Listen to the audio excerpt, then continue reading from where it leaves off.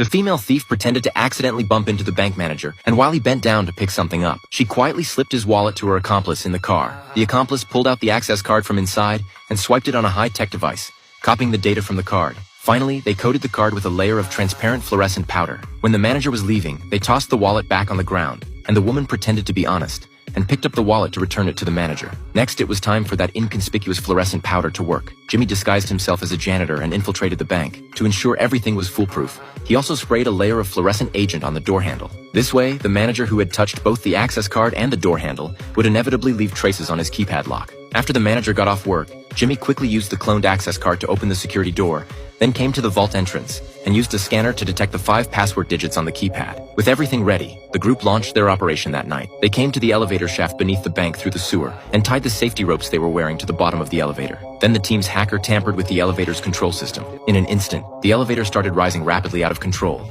taking them directly from the basement to the 33rd floor where the vault was located. But the next part was the most troublesome. Just knowing the password digits was far from enough. They needed to record the most likely password sequences and try them one by one. At this point, the security guard was also alerted by the sound of the elevator's emergency stop and was preparing to come check the situation. Fortunately, at this critical moment, Lady Luck was on their side. Out of 120 password combinations, it only took 1 minute to figure it out. However, their ordeal had only just begun, because the vault's steel door was surrounded by a dense network of laser alarms, and there was also a combination lock on the steel door itself. But everyone came prepared. To obtain the password on the steel door, Lisa raised a modified shotgun and fired dry ice repeatedly at the keypad buttons. Since the bank used a top-tier security system, if the password was entered incorrectly even once, the previous correct password would become invalid. The next day, the bank president triggered the alarm right after entering his password. Then the security company gave him a new reset password. And Jimmy and his crew had already hacked into the bank's surveillance system, so they saw the new password clear as day. So now they just needed to deal with the laser alarms, and they could successfully open the vault. And Jimmy already had a strategy to handle it.